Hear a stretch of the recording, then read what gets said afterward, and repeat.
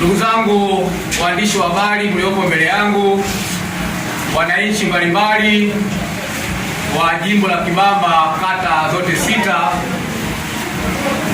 wanachama wenzangu wa kata ya Kibamba pamoja na wanachama wote wa kata zote 6.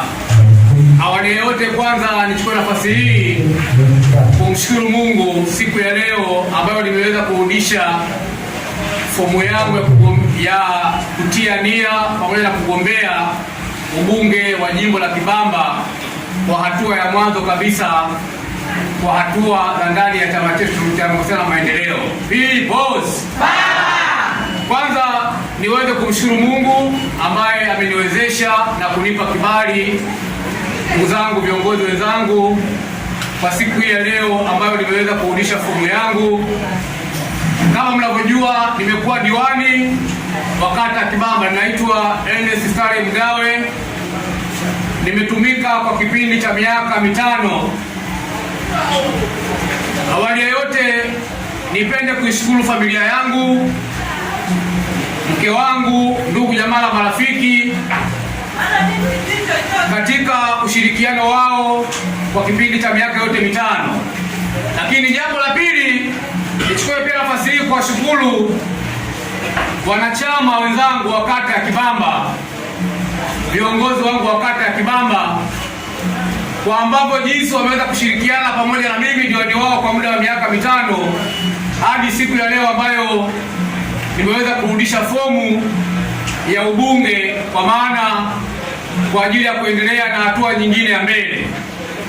Lakini niwashukuru viongozi wangu, wananchi wote wa kata ya Kibamba, kwa sababu kwa maombi yao, kwa dua zao, walishirikiana pamoja na mimi kwa muda wa miaka 5, na ndio maana hata leo tunajivunia kwa kupata diwani aliyeweza kuongoza kwa muda wa miaka 5. Lakini pia niweze kumshukuru Mheshimiwa mbunge aliyemaliza muda wake, John Mnyika. Niwashukuru waheshimiwa madiwani wenzangu, viongozi wote wa manispaa ya Ubungo, bila kumsahau mstahiki meya Boniface Jacobo kwa ushirikiano mzuri kabisa kwa kupita miaka 5. Ndugu zangu waandishi wa habari pamoja na wananchi mliopo mbele yangu, kama nilivyowaambia kwamba leo nimerudisha fomu yangu ya kutia nia katika nafasi ya ubunge. Ninaamini kabisa kwa kipindi ambacho nimewatumikia wananchi wa kata ya Kibamba, ninaamini nimekiheshimu chama changu na nimekitumikia chama changu, na kuna maendeleo mengi sana ambayo tumeyapata katika kata ya Kibamba.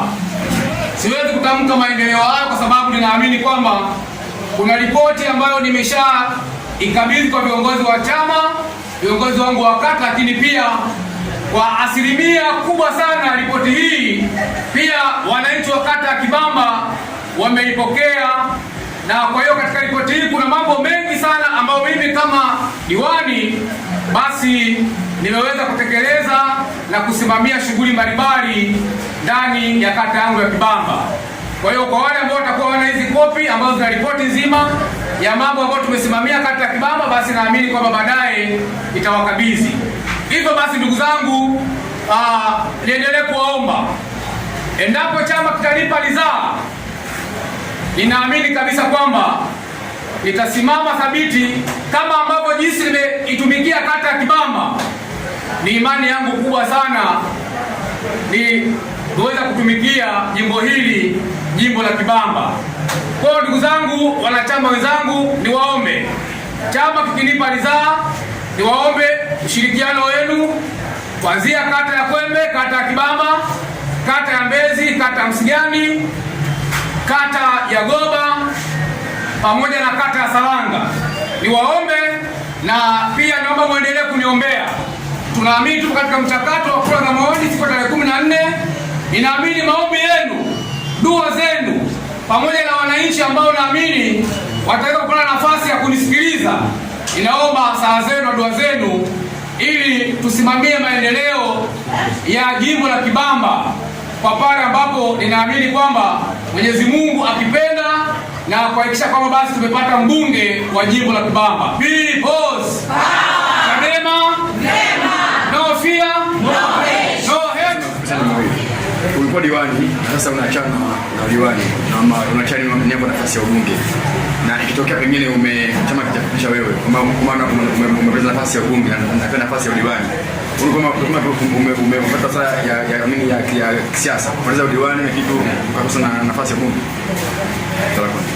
Asante mwandishi wa habari. Kwanza ninaamini kwa uwezo wa Mwenyezi Mungu, na kama ni mpango wa Mwenyezi Mungu, ninaamini wananchi wa jimbo la Kibamba kupitia kata 6 ninaamini watanichagua endapo chama kitanipa ridhaa. Lakini nimetia nia ya udiwani, nimetia nia ya ubunge vile vile, na tumeanza katika hatua ya ubunge. Baada ya hatua ya ubunge, naamini kama tunaingia katika hatua ya udiwani.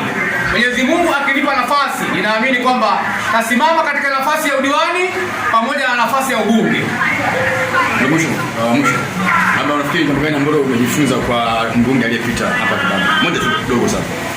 Asante sana. Nimejifunza mambo mengi sana kwa mbunge aliyepita, pamoja na kwamba kuna propaganda nyingi ambazo zinapita, lakini sisi kama Chadema ambao ndio tumekuwa chama tawala katika jimbo hili la Kibamba, nimejifunza mambo mengi sana.